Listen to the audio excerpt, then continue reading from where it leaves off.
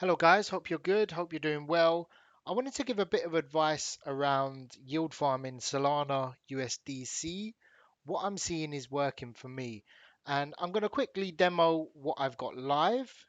And it's slightly different to what I previously was saying a few months back. Simply because price wise, we're at a high position on Solana.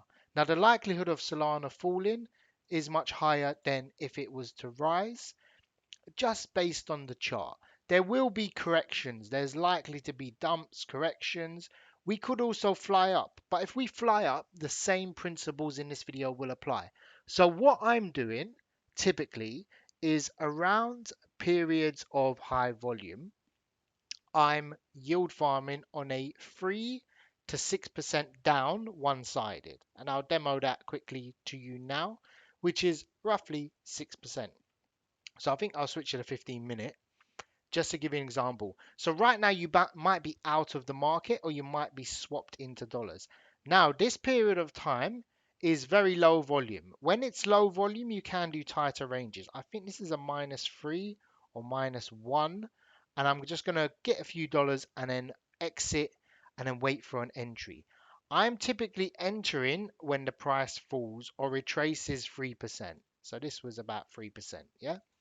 So once that comes in, I wait for the chart to settle, see if it dumps anymore, and then off the sort of floor, I kind of do a small position here. Now, a very safe position is 3 or 6% one-sided down. That means if it's going to fall now, which I don't anticipate it will, I'm just trying to farm a little bit and it to go up and then me to exit. I'm very dipping in and out of the market now. So let's say, for example, look, the price has retraced and it's kind of on a slight uptrend. We're not going to be able to tell, but the high volume will come in about, I would say, probably about 4 hours. And then a period of 6 to 8 hours will be the highest volume. In that period, I want to wait for the US market to open and then I want to see how it's actually moving. So let's say, for example, I'm nearly swapped out here. So as soon as it does, I'm going to take it out and just take a few dollars.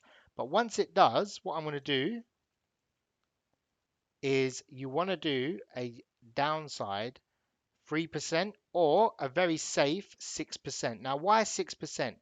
Typically, Solana doesn't drop more than 6% in a day. Typically, if there's a major crash, like this might be probably 6%, something like that. But typically, Solana doesn't have massive movements. That's the average drop. That's probably 6%. That's probably 6%. Pumps are a bit different. They can go anyway. But the sort of drop is like 6%. And we can probably see from the chart itself, if we switch to a 4 hour, something like that, we'll be able to see typically a 6% in a day is unlikely to happen. Let's see how much this was. So this one was quite a large drop, but that was over 2, 3 days. So if you halve that, don't forget it's 4 hours, so that's probably one day, that's probably another. And typically you're not going to get major drops. And if you do, obviously that was probably in a day and a half, I would say. So stick to it. It's the safest way. A 6% downside will probably do you better than anything else. So for example, I think we're out of range on this one, possibly, or we're gonna be.